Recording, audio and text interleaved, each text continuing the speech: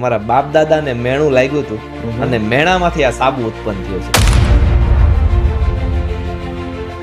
તો આ બ્રાન્ડ્સનું નામ તમે શું રાખ્યું અને કેમ આજ રાખ્યું? બ્રાન્ડનું નામ રાખ્યું છે મોમ ટચ. ઓકે. એ જે કોઈ મહેમાન હતા એ પરિવારના હતા, ત્યારે એવું કીધું હતું તમારા ઘરે જમવા આવીએ તો તમે શું અમને સાબુના ગઠોડા ખવડાવો. એ વાત મારા મેરેજ પછી મેં મારી વાઈફને કરી અને મારી વાઈફે આ બ્રાન્ડનું નામ મોમ ટચ છપાડ્યું છે. તો ડોક્ટર સાહેબ, તમે જ્યારે નક્કી કર્યું કે ભાઈ મારે હવે આ સોપ ઇન્ડસ્ટ્રીઝમાં આગળ વધવું છે, બરાબર છે, સાબુ બનાવવાની શરૂઆત કરવી છે, તો ત્યારે સૌ પ્રથમ કયા કયા ચેલેન્જીસ તમારી સામે હતા, કયા કયા પડકારોનો તમારે સામનો કરવો પડ્યો?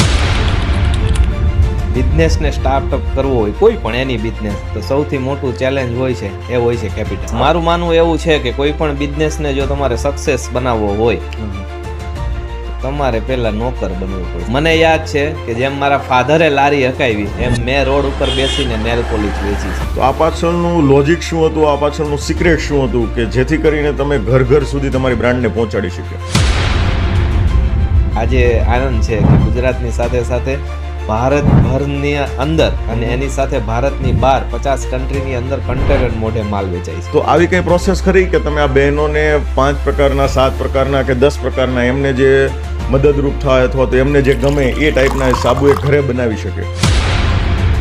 25-50 બહેનો જો ભેગી થતી હોય તો હું એમના ઘર સુધી જઈને આ નોલેજ આપી શકું છું. વાહ, વાહ. મારો ગોલ છે મહિલાઓ વધુથી વધુ રોજગાર રહે અને આજની દીકરીઓ આગળ વધી શકે અને આજની દીકરીઓને આઉટલાઈન થી બચાવવા માટે આ નોલેજ આપવાનું છે. તો કોઈ એકાદ ઘટનાનું એવું વર્ણન કરો કે જેમણે તમને દિલથી આશીર્વાદ આપ્યો એવું કંઈ? ટોટલ આ નવેમ્બર મહિનામાં હું તમારી સાથે બેઠો છું. આ નવેમ્બરમાં મારી પાસે 15 જણાનો એવો આવ્યો કે મેં માનતા રાખી. સાબુનું સિલેક્શન કરતી વખતે કઈ કઈ એવી બાબતો છે કે જેના પેકેજિંગ ઉપર લખેલી હોય તો એને આપણે સાવધાનીપૂર્વક વાંચવી જોઈએ?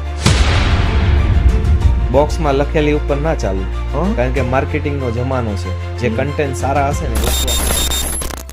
જો તમને ફરીથી જીવનની શરૂઆત કરવાની આવે તો તમે શું કરશો? આ સવાલનો જવાબ નથી મારી પાસે.